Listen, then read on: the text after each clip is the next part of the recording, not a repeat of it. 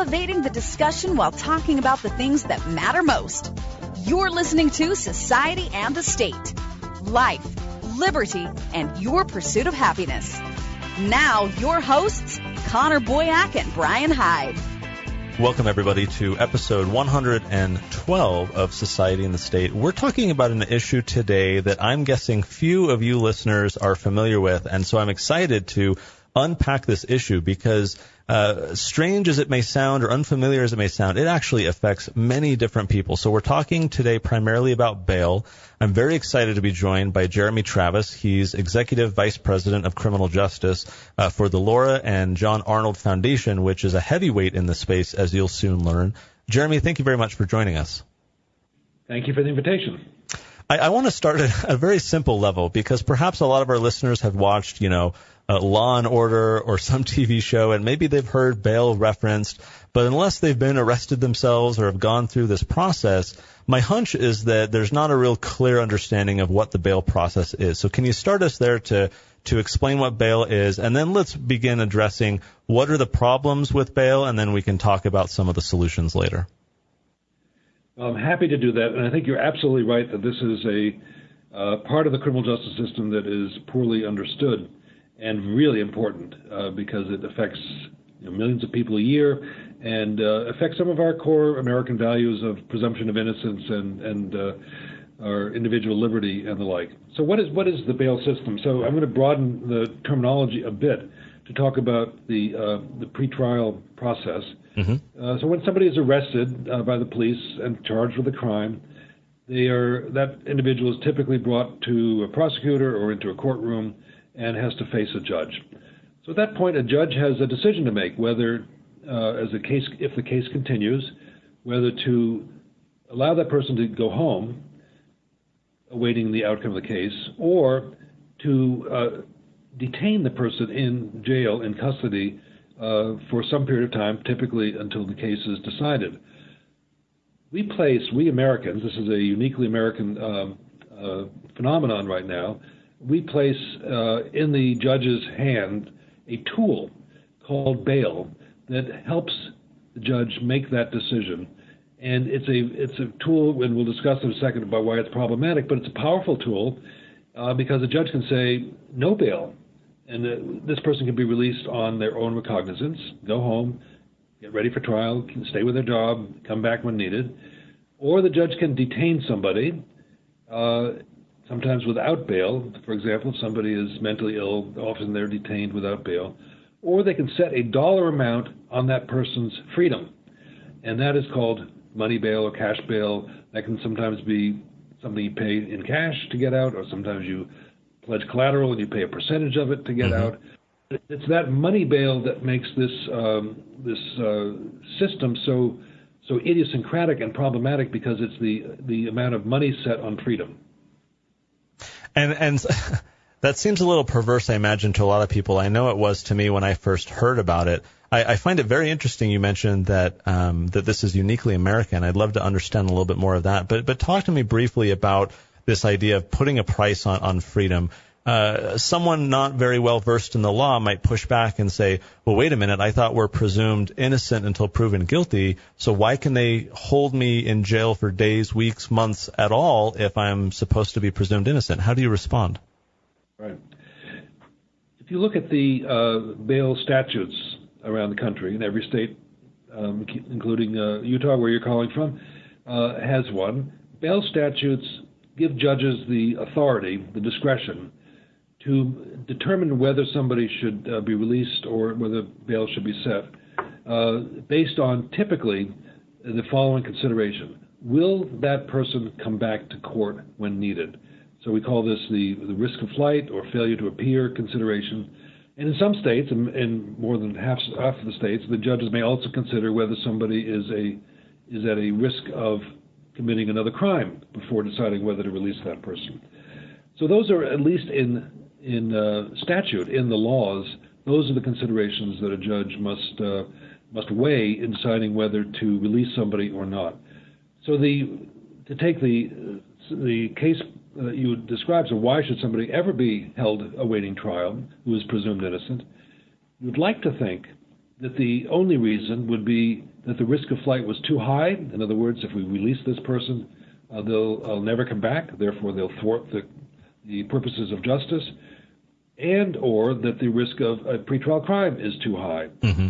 But it's never quite that simple because there are other considerations that come into play, and often those are in the statutes as well, like how serious is the case? What is the weight of the evidence?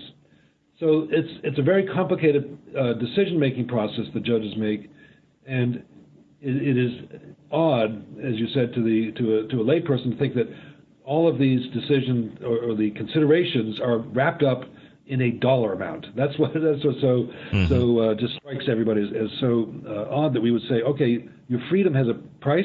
If you can't make that, you're not free.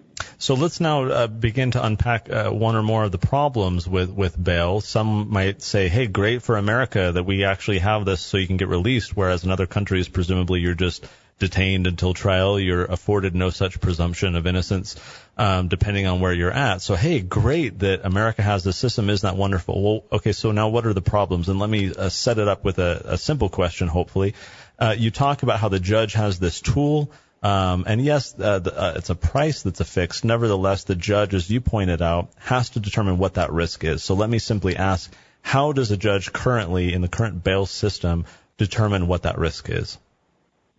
Well, I wish I had a stronger empirical answer to that question about how judges make their decisions.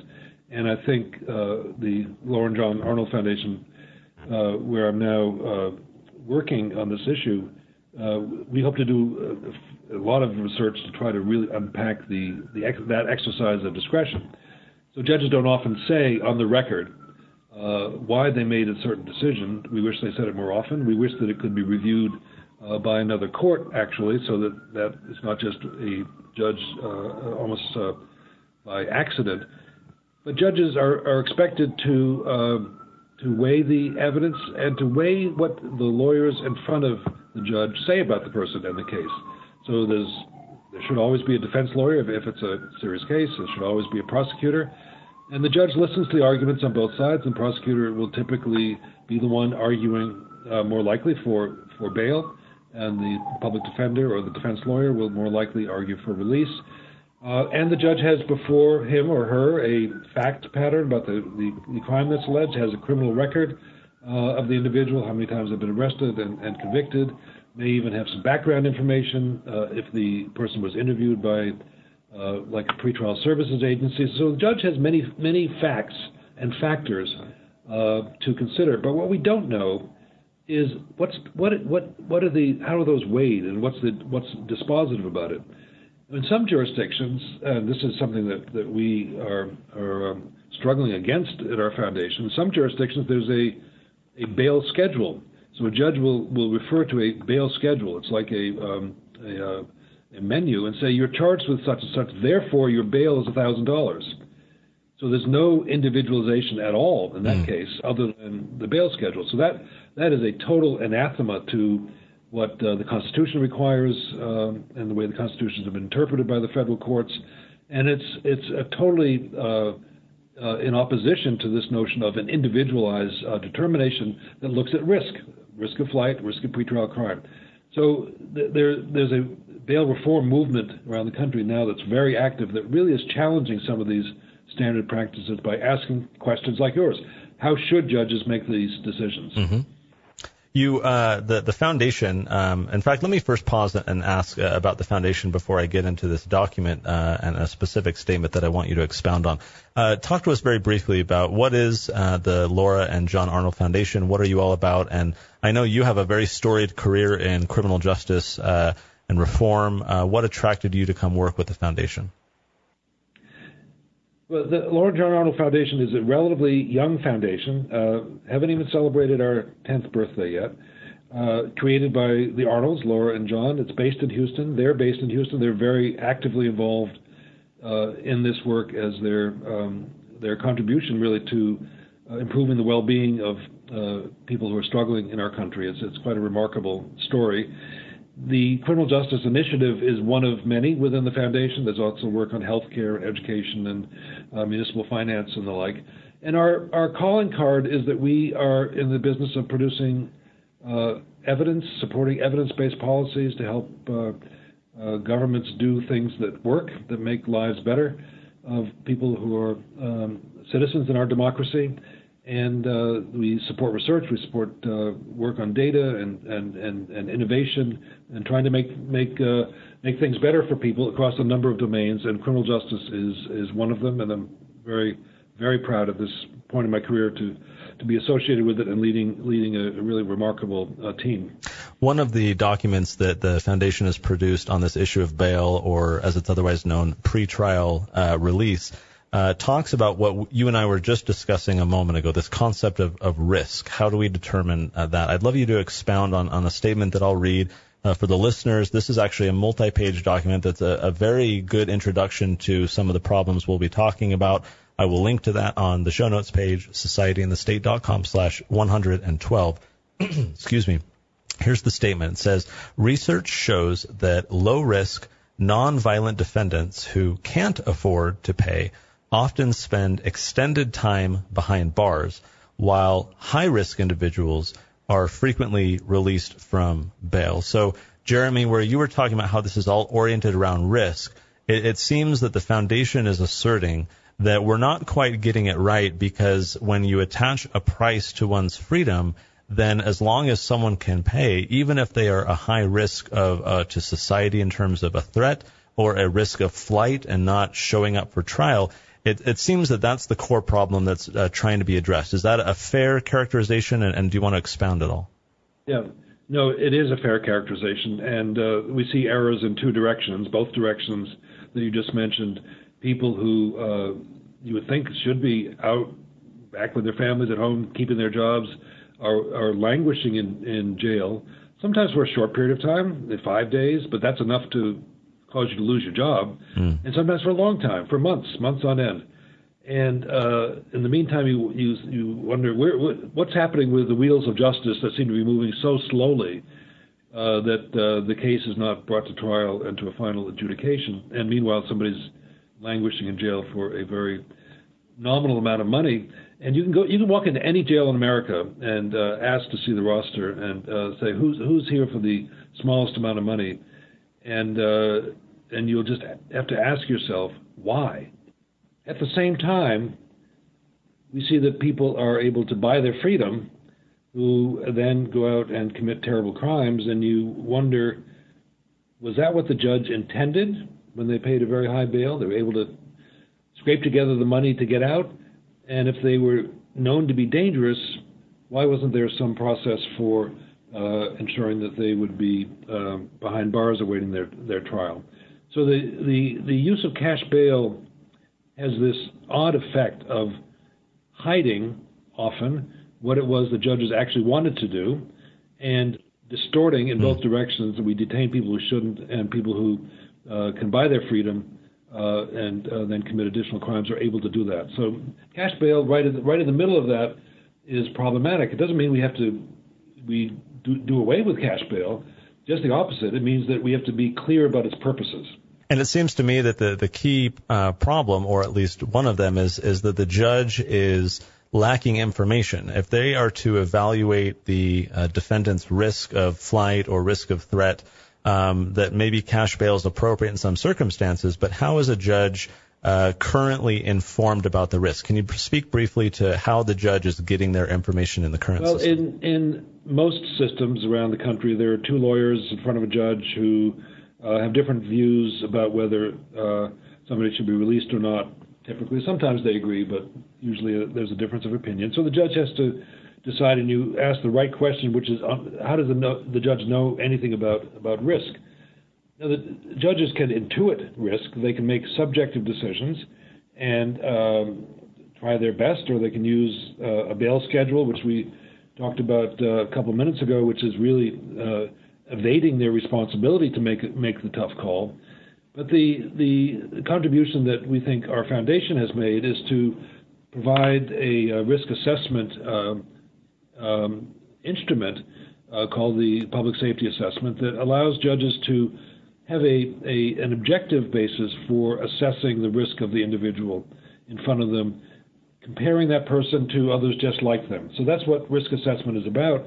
And judges who are using this approach are reporting to us in independent studies that they're finding it enormously valuable. So we want to be aware that judges make difficult decisions, and they make them often very quickly, and that if that decision can be guided in a way that leads to better outcomes, that's a good thing for everybody involved. And that's what the foundation is supporting, and that's what others who are advocating risk assessment, as the state of Utah has done now, are saying this would be an advance. This would be a step forward. Now, let's use a brief example just to help listeners understand how this would work. Let's say I am arrested for a crime. I show up for my pretrial hearing. Under the current system, as you pointed out, prosecution and defense may differ on whether I pose a threat to society. I may even concede, and on some days I pose a threat to society. And but under the current system, the judge, short of listening to them and intuiting on his own, lacks that information. So here comes the Arnold Foundation, your public safety assessment. I should briefly point out for our listeners, that's the document to which I was referring. So if you want to learn more information, we'll have it on today's show notes page.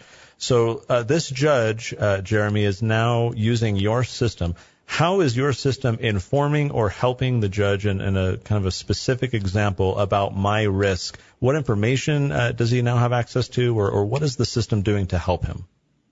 What we provide the judge through the public safety assessment, the PSA, is the results of an analysis of the facts, the data on an individual case, as compared to other people who have a similar sort of profile.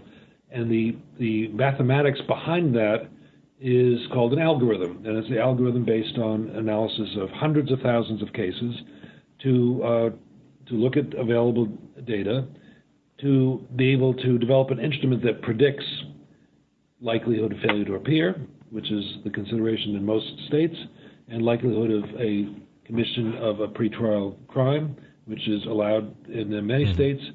So the judge has a score that looks at those variables based on this algorithm that is developed looking at hundreds of thousands of similar records. Now, the algorithm, the PSA, is not making a bail decision. It's not deciding whether somebody should be in or out, and it's not a substitute for the judge looking at the individual case, nor is it a substitute for the prosecution and defense. But in the absence of this, judges are more likely, according to our research, to rely on subjective judgment. So our hope is that the PSA, as it's now being implemented on a statewide basis, as in New Jersey and Utah and in jurisdictions around the country, at a county level, and we're about to roll out a national technical assistance program to help other jurisdictions. We're hoping that this idea of an objective assessment of risk, in the context of this larger discussion about why should judges keep somebody in, what is pretrial detention for, how do we think about the role of cash bail? This is the bail reform movement that's so exciting, and risk assessment is part of that bigger discussion and is helping jurisdictions move in a more thoughtful direction so that we can reduce unnecessary detention. That's the goal, without sacrificing public safety. Jeremy Travis, Executive Vice President of Criminal Justice for the Laura and John Arnold Foundation. Thank you very much for sharing those updates with us. Happy to be with you, and best of luck to everybody. Thanks for listening to Society and the State. For show notes, archives, and more great content, visit societyandthestate.com.